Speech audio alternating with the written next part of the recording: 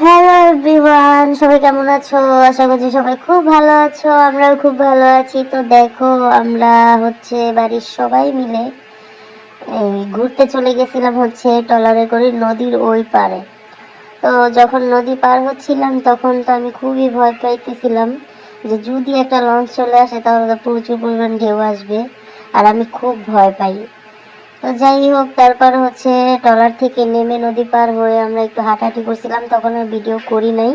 তারপর একটা গাড়িতে উঠে গেছি, গাড়িতে উঠে সবাই চলে গেছিলাম ওই নদীর ওই পারে কুটুমবাড়ি এরিয়াতে। তো তারপরে কুটুমবাড়ি এরিয়াতে যাওয়ার পরে এই যে দেখো, বিশাল বড় একটা মাঠ ছিল। এখানেও আমরা সবাই মিলে একটু হাঁটাহাঁটি করছি, আর দেখছো আমরা কতগুলো মানুষ একসাথে 10 থেকে 12 জন গেছিলাম ঘুরতে। তারপরে এটা একটা রেস্টুরেন্ট, আর এই রেস্টুরেন্টে অনেক বড় স্পেস আছে। তারপরে যে বাচ্চাদের খেলাধুলা করার মতো স্পেস আছে।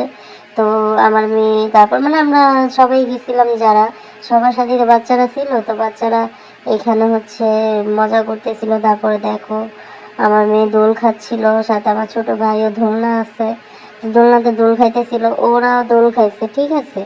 তখন আমরা উঠি নাই, আর দোলনাতে খুব অনেকটা টাইম পাস করছে ওরা। তো ওরা দোলনা থেকে নেমে যাওয়ার পরে এই যে আমিও উঠছিলাম, সেটা পরে ভিডিও করছি। আর দেখো, এই যে রেস্টুরেন্ট এরিয়াটা খুব গাছপালা দিয়ে ভরা ছিল, খুব সুন্দর ছিল। আর এই যে পড়ন্ত বিকেল, যেটা আমি মোবাইলে ক্যাপচার করেছিলাম, খুব ভালো লাগছিল তাই। আর আমরা এই যে খাওয়া দাওয়া করার জন্য টেবিলে এসে বসে পড়েছি। আমরা খেয়েছিলাম মোমো, আর মোমোটা এত মজা ছিল বলার মতো না। তারপরে যে বলছিলাম না যে আমি দোল খাইতেছি, তখন আমার মেয়ে বলতেছে ও দোল খাবে। তারপরে কি করব, আমি নেমে ওকে নিয়ে আবার উঠলাম, উঠে একটু দোল খাইলাম। খাওয়ার পরে যে আমরা সবাই মিলে বেরিয়ে গেলাম। আর রেস্টুরেন্টের গেটের সামনে একটা চুড়ির দোকান ছিল, এত সুন্দর সুন্দর চুড়ি ছিল, কি বলবো, আমার মন চাইতেছিল কিনতে, বাট এত চুড়ি দিয়ে কি করবো, আমার এমনিতে যেগুলো আছে পরা হয় না, আর খুবই কম দামে ছিল চুড়িগুলো।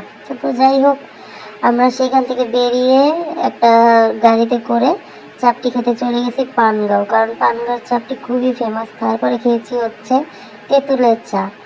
তো খাওয়ার পরে সবাই খুব মজা ঠাট্টা করার পরে এই যে দেখো, রাত্রেবেলা বাড়িতে চলে যাচ্ছি সবাই মিলে খুব মজা করছি। তো এরকম আরেকদিন কোথাও যাবো ঘুরতে, সেদিনও তোমাদের সাথে শেয়ার করবো। সবাই ভালো থেকো।